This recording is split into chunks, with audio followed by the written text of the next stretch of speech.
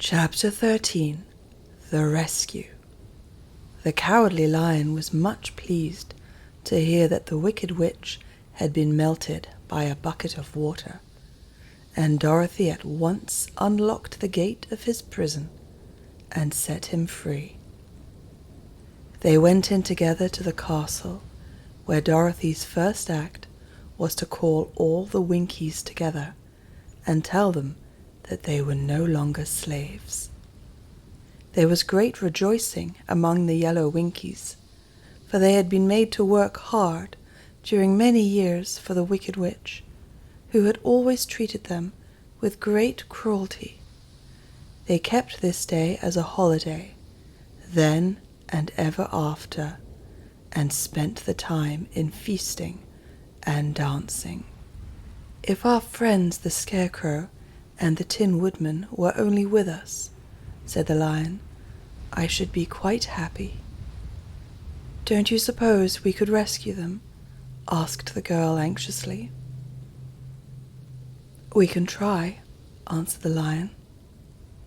So they called the yellow Winkies and asked them if they would help to rescue their friends, and the Winkies said that they would be delighted to do all in their power for Dorothy, who had set them free from bondage. So she chose a number of the Winkies who looked as if they knew the most, and they all started away.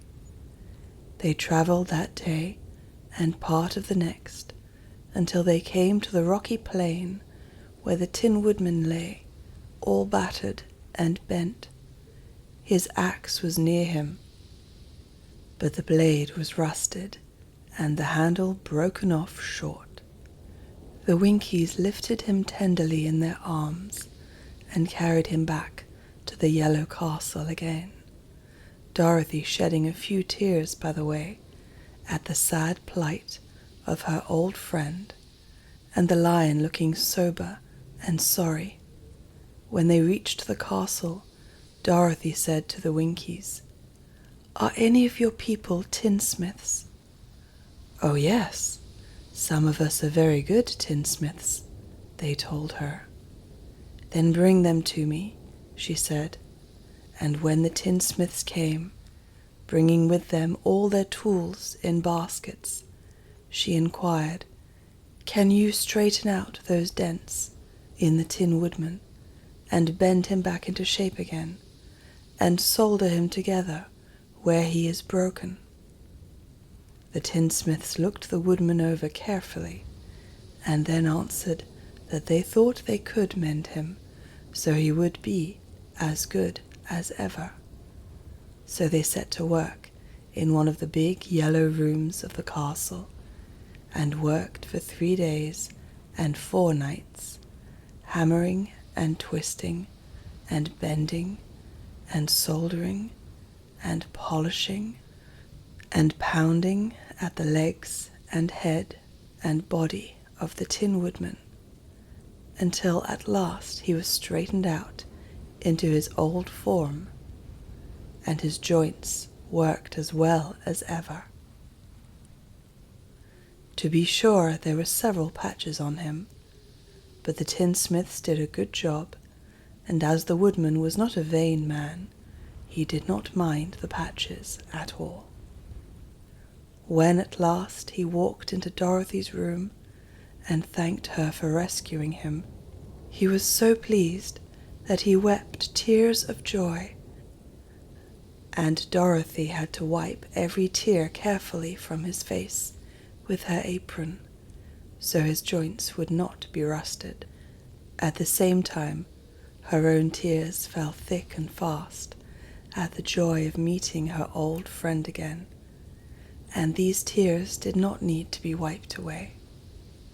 As for the Lion, he wiped his ears so often with the tip of his tail that it became quite wet, and he was obliged to go out into the courtyard and hold it in the sun till it dried. "If we only had the Scarecrow with us again," said the Tin Woodman, when Dorothy had finished telling him everything that had happened, "I should be quite happy. "We must try to find him," said the girl. So she called the Winkies to help her, and they walked all that day and part of the next, until they came to the tall tree in the branches of which the winged monkeys had tossed the Scarecrow's clothes. It was a very tall tree, and the trunk was so smooth that no one could climb it. But the woodman said at once, "I'll chop it down, and then we can get the Scarecrow's clothes." Now while the tinsmiths had been at work mending the woodman himself, another of the Winkies, who was a goldsmith, had made an axe handle of solid gold and fitted it to the woodman's axe instead of the old broken handle. Others polished the blade until all the rust was removed and it glistened like burnished silver.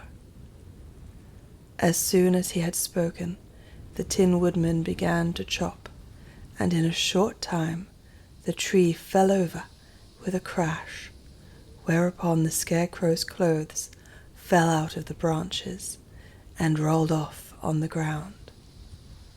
Dorothy picked them up and had the Winkies carry them back to the castle, where they were stuffed with nice, clean straw, and behold, here was the Scarecrow, as good as ever, thanking them over and over again for saving him. Now that they were reunited, Dorothy and her friends spent a few happy days at the Yellow Castle, where they found everything they needed to make them comfortable. But one day the girl thought of Aunt Em and said, "We must go back to Oz and claim his promise." "Yes," said the woodman, "at last I shall get my heart." "And I shall get my brains," added the Scarecrow joyfully. "And I shall get my courage," said the Lion thoughtfully. "And I shall get back to Kansas," cried Dorothy, clapping her hands. "Oh, let us start for the Emerald City tomorrow." This they decided to do. The next day they called the Winkies together and bade them goodbye. The Winkies were sorry to have them go, and they had grown so fond of the Tin Woodman that they begged him to stay and rule over them and the yellow land of the West. Finding they were determined to go, the Winkies gave Toto and the Lion each a golden collar, and to Dorothy they presented a beautiful bracelet studded with diamonds, and to the Scarecrow they gave a gold-headed walking stick to keep him from stumbling, and to the Tin Woodman they offered a silver oil can inlaid with gold and set with precious jewels. Every one of the travelers made the Winkies a pretty speech in return, and all shook hands with them until their arms ached. Dorothy went to the witch's cupboard to fill her basket with food for the journey, and there she saw the golden cap.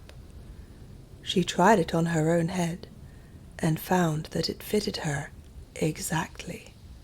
She did not know anything about the charm of the golden cap, but she saw that it was pretty, so she made up her mind to wear it and carry her sunbonnet in the basket.